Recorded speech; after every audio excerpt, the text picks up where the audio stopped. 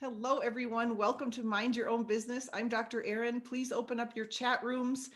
Is anyone new to me, to APL Go, to the team, to this call? Put in the chat room that you're new. We want to welcome you. I am a psychologist by training, had a private practice for 17 years. And a couple of years ago, I was like, I want to move from pathology to possibility. I think I want to use my skills to really work with people that are ready to make some change in their life. And it just felt like the right shift for me. And it's been an absolute blast. And I've been a coach and a business coach and just using psychology to help us achieve the life that we're just obsessed with. That's my goal, is that you're just obsessed with your life.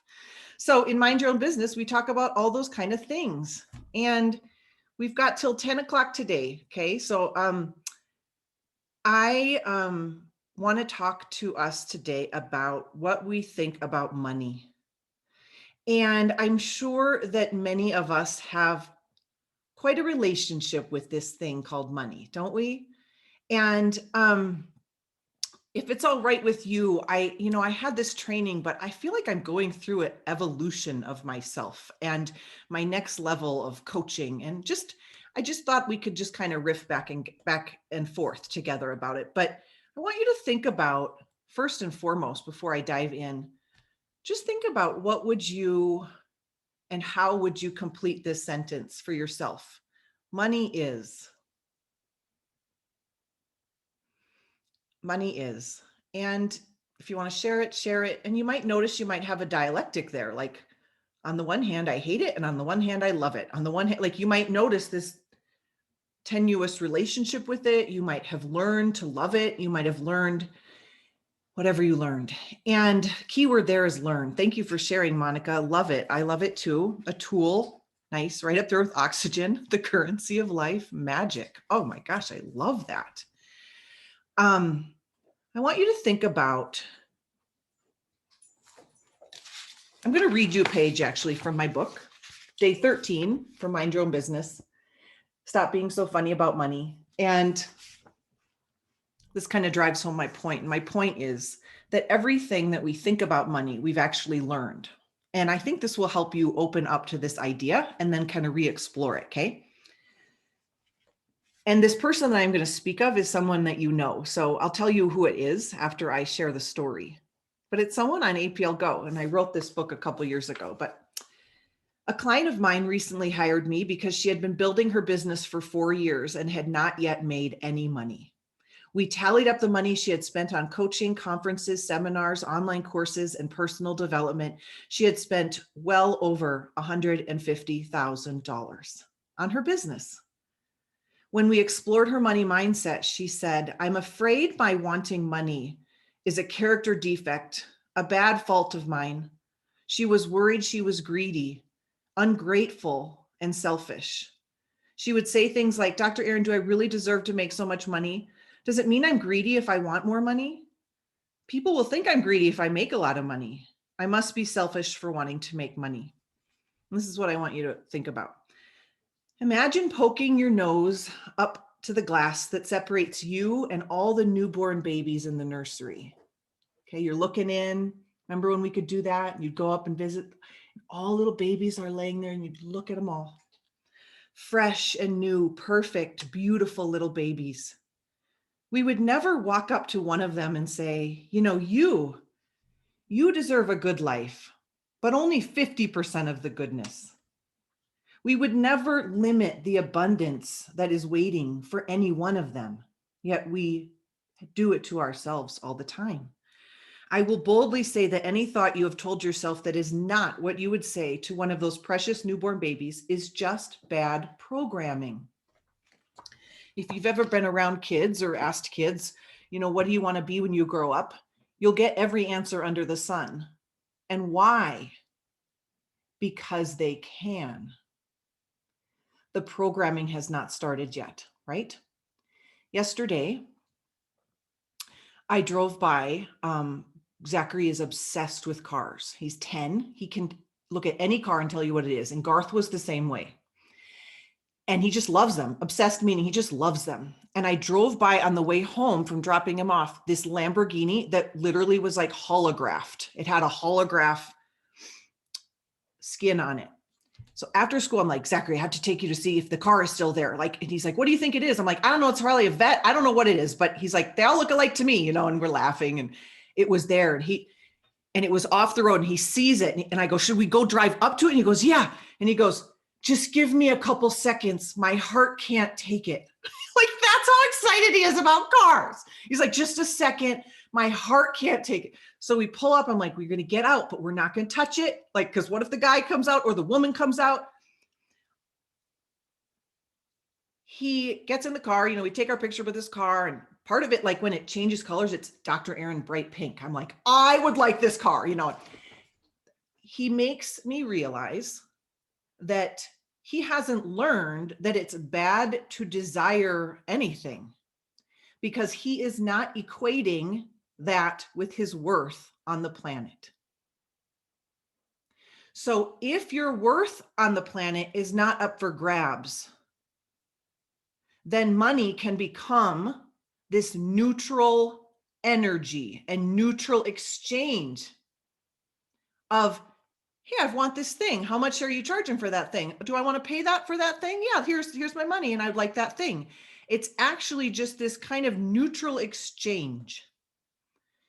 And if you've struggled with money, like I have for so many years, of not feeling like I had enough and feeling also like I deserved it, why wasn't it coming my way? Just, I've had it all the thoughts. Oh, I lost my train of thought of what I was going to say about that. I totally lost my train of thought. But my point is this, as you're understanding, is we learn this stuff along the way. Think about what you learned about money growing up. What was modeled to you? You know, my parents, they would argue about money. And my mom would take me on these grand shopping sprees twice a year for my school clothes. And it was so fun. I mean, you can imagine, it was so fun. We went to a special mall that was like 2 hours away, and I would come home with just oodles of clothes, and it was time to show my dad. And it was like time for me to like, look at and model it all and just have fun. But there was always this look on his face of, oh my God, how much did you spend? With my mother, and it caused conflict. I remember when another pivotal story in my life, so think of your own.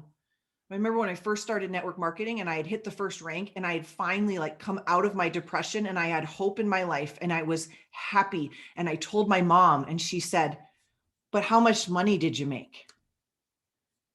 And I'm like $420. And she's like, oh, good Lord, Erin, those things never pay, you know? And it was like everything that was equated with success was how much am I working? How much of my earning is money. Even when I started coaching, she still believes it's kind of dumb that I'm coaching. She's like, I don't get it. Like no one really makes it in coaching, and they certainly don't make money. And she just doesn't, you know, it's just her money mindset. I want to speak to, I want you to write this down. I choose to dissociate my worth from my wallet. I choose to dissociate. I don't know the right word. Dissociate my worth from my wallet. That your worth, again, is not up for grabs. But yet we know that energetically we need to be at a place where we are aligned and in sync with what we desire, or we know we will push that away. So I want you to imagine this concept of being blissfully dissatisfied. And I want you to understand the concept of what can be a dialect. A dialect is when two kind of opposite things can co-occur. And I'm going to give you a methodology that I think is really going to help you. How is it possible to be blissfully dissatisfied? If you look at the healthiest, happiest, most free people in the world, they, on the one hand, are grateful for all that they have. And on the other hand, they're never done. They're never done creating and desiring more. And it doesn't mean they're ungrateful. I had a really smart coach once tell me gratitude is not the problem, and so gratitude is not the solution. When you want more money, it does not mean you're ungrateful.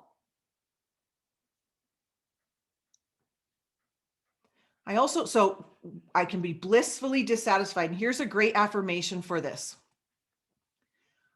I am grateful for all that I have, and I am open to receive and work hard for all that I desire. This is my favorite affirmation. I am grateful for all that I have, and I am open to receive and work hard for all that I desire. And this is the prosperity walk that I want you to think about. The prosperity walk, the blissfully dissatisfied walk, is 1 foot in gratitude, 1 foot in creation. 1 foot in gratitude, 1 foot in creation. 1 foot in gratitude, 1 foot in power. 1 foot in gratitude, 1 foot in growth. 1 foot in gratitude, 1 foot in receiving. 1 foot in, do you see what I'm saying? That's the walk of the prosperous woman and man. 1 foot in gratitude, 1 foot in growth. Isn't that helpful? Okay. What else did I want to say? The only other thing I want to say. Oh, if you notice any fear of success, I've noticed as a psychologist, most of us are actually unaware of this, but most of us are more afraid of all the things that will come with success than we are of failure. It's called the success tax, and the success tax that we're afraid to pay and that we're afraid will be too much for us to afford is what other people will think. How happy am I actually allowed to be before people start hating me? Like, that's ultimately, like, there are people now that just can't stand me because I'm so ridiculously abundantly blessed and happy and wealthy and right, like they're right. And for me, there used to be those people that would trigger that in me. And so I want you to understand that any fear you have about that level that you say you want to get to is because you're terrified of being judged. And I want you to understand and look at, am I unconsciously also judging others? And that the two cannot coexist. So I will give you a quick example of this and I want to open it up.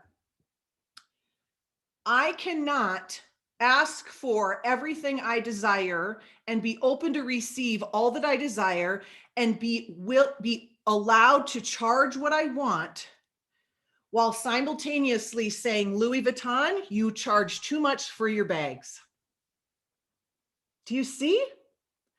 I cannot judge Louis Vuitton for what he charges for his bags if I want to be able to receive all that I desire.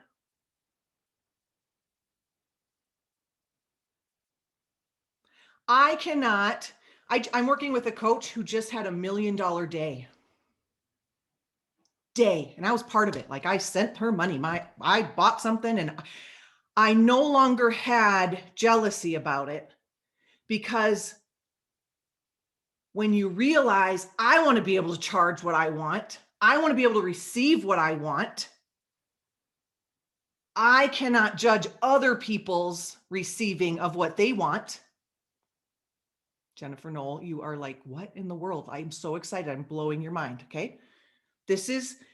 So if you're terrified of the judgment, look, am I judging others? Do I say things like, when's enough for that person? Really? Does she really need to spend money on that? Does he really need another Lamborghini? One of my other mentors has like 16 Lamborghinis and no debt. He's paid cash for all of them because he enjoys them.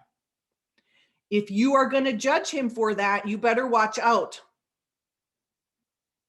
You better watch out, because you want to receive all that you desire. You want to look at all the babies in the nursery and say, you deserve it. You're worthy of it. You're worthy of it. You're worthy of it, because it's established at birth.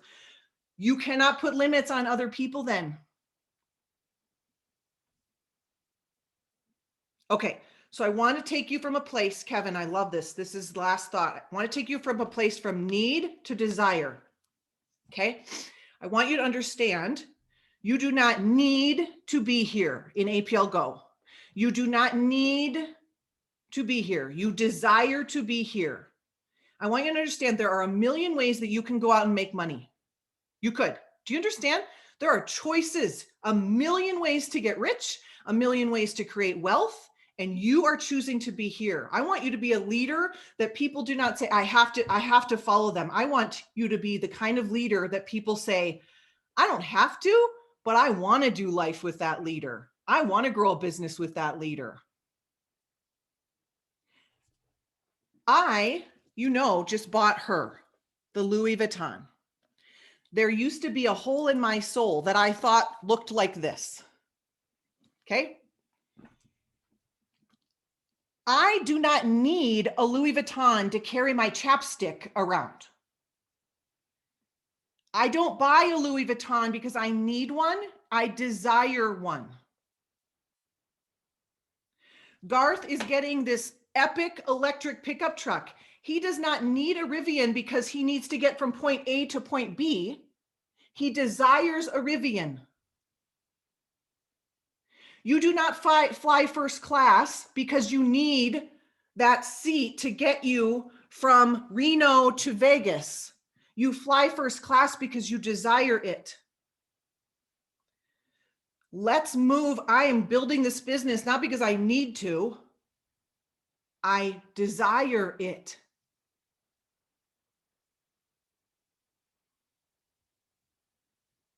Okay.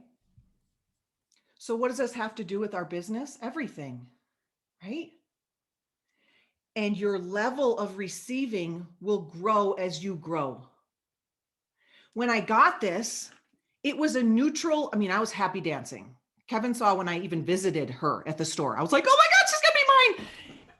But it didn't move this worth. It literally doesn't move it anymore. And that's what I want to try to be teaching you here. Ray Higdon, anyone follow Ray Higdon in network marketing?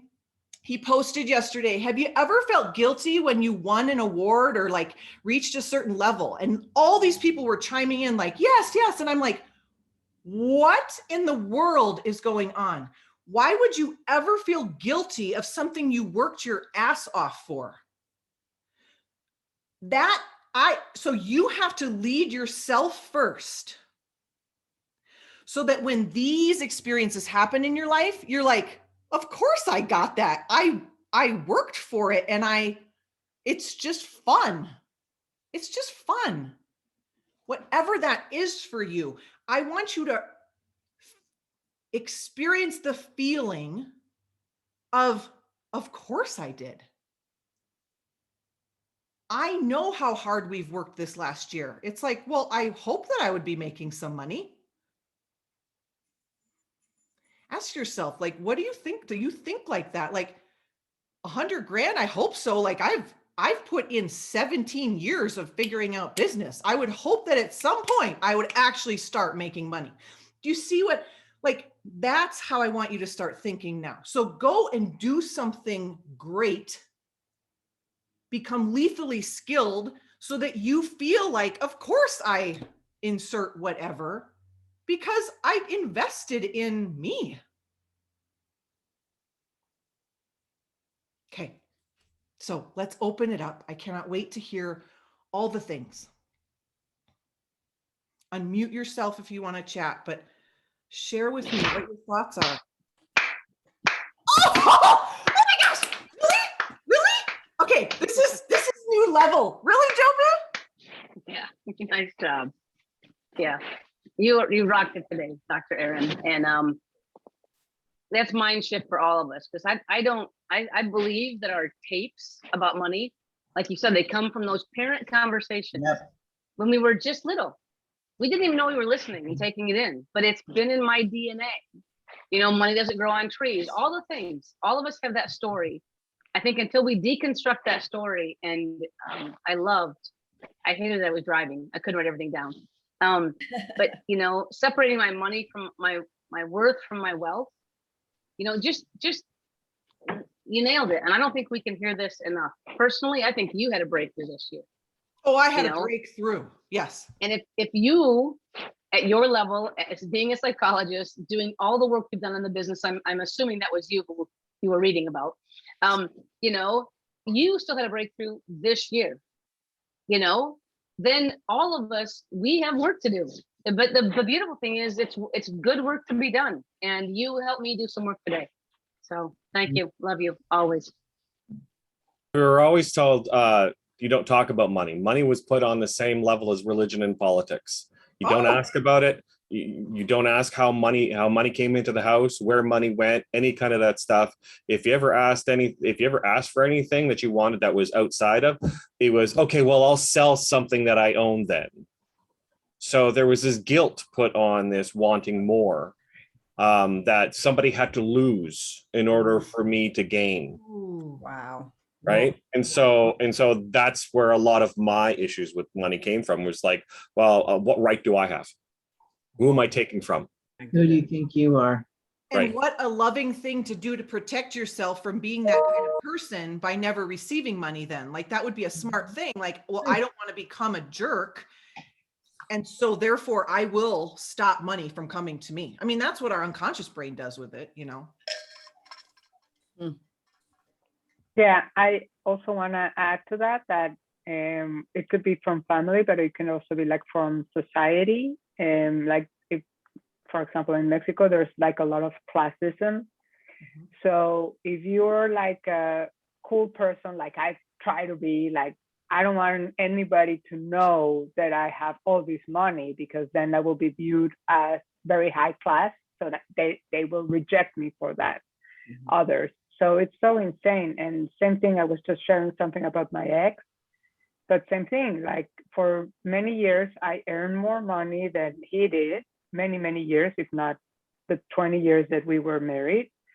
And it was a time that I was ashamed of making him feel bad about that. So I was having all this money, I was given all these corporate cars, like luxury cars, and I was opting out of it. Like, no, why don't you just give me like an Explorer or something like that, so that I did not have a conflict with him. And maybe it was more in my head than in his mind, but I don't think so, because of what he was constantly saying. If I was not giving money to the house or to our joint account, I was not worth it. I was not productive. I was not doing anything.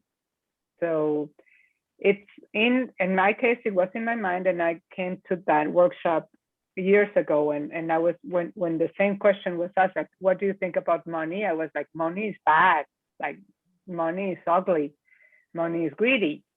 And no, now I changed completely, and I'm like, no, money is good, it's awesome, I love it, and I don't need it, but I desire to have it. Oh, Monica, that's so amazing. How scary it would have been to make money at that time in your life. Like that would have been terrifying, you know, and Horrible. it's incredible that you worked through that. Bravo for doing the work. Yeah. A friend of And mine. I left that man. Yes. A friend of mine posted the other day, Monica, they posted, never apologize for God's favor over your life. Good one. Never apologize for God's favor over your life. To whom much is given, much is required, right? But never apologize for it. Keep going, you guys. I want to show you there's Zachary with the Lamborghini. Oh, how cool. And he goes, Mom, since you're going to be a millionaire in APL Go, do you think you could get me one? And I said, absolutely.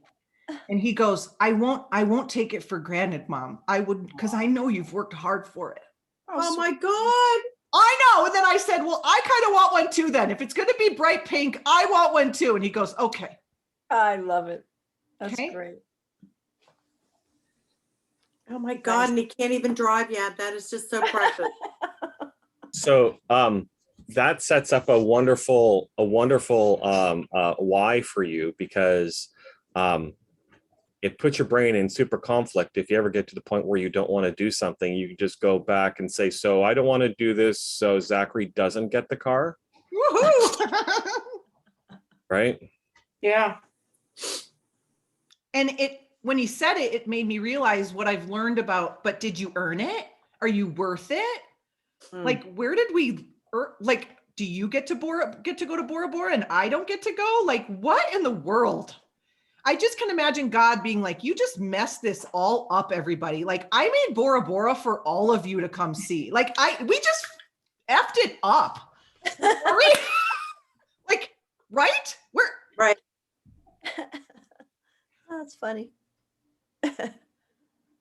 I was showing that I also have the picture of my kids and myself with a Ferrari. uh-huh. Wow. Same thing. They've been always obsessed with Ferraris. They also made my mom take them to the Ferrari museum in Dubai, and she did. Yep. So, but thinking of yourself, like I also have this conflict. Like, how am I going to teach them that things don't come easy, that you have to work for it? So they work hard.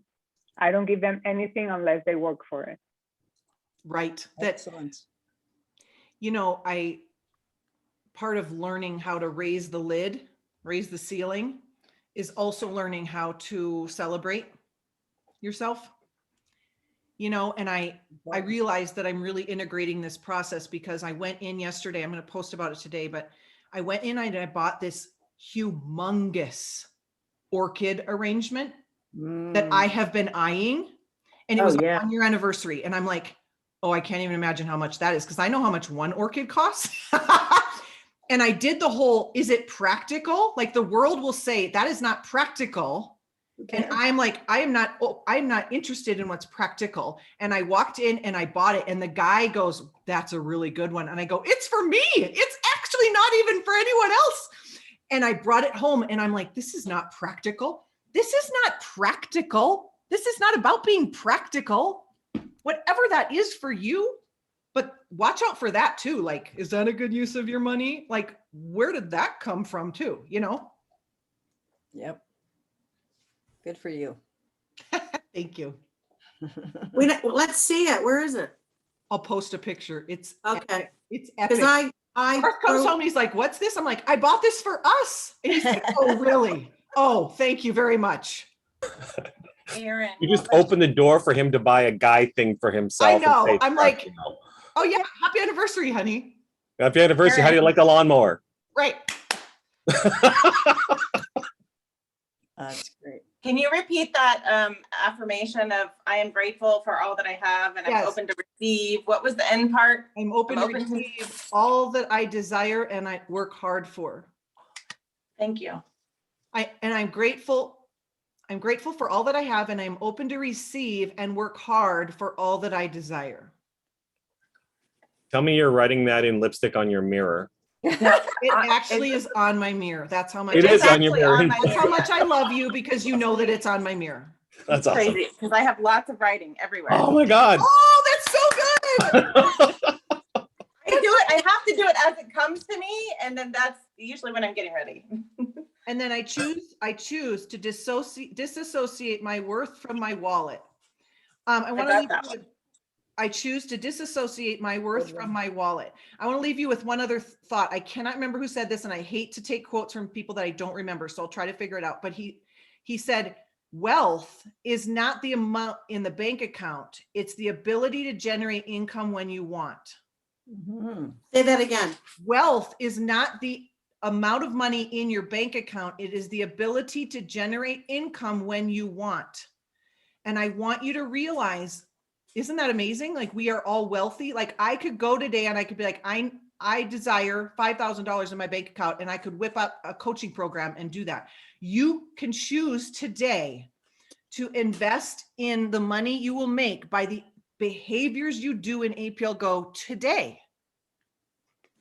I choose to set myself financially free. And so here I go. I am wealthy.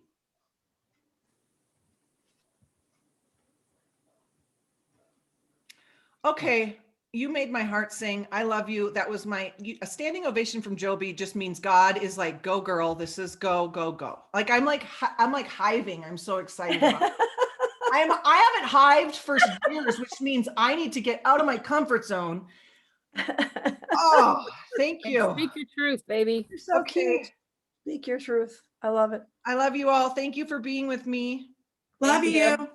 Bye. Love you bless. guys. Have a Love good you. one. Thank you very much. Bye. Thank you. Bye, love you. Welcome. Thank you. Bye. I know. I love you. Bye. I love you. Jennifer Knoll, you do not need this to work. You desire this to be fruitful, right? I desire it. Okay, good. Love you. Thank you. Bye.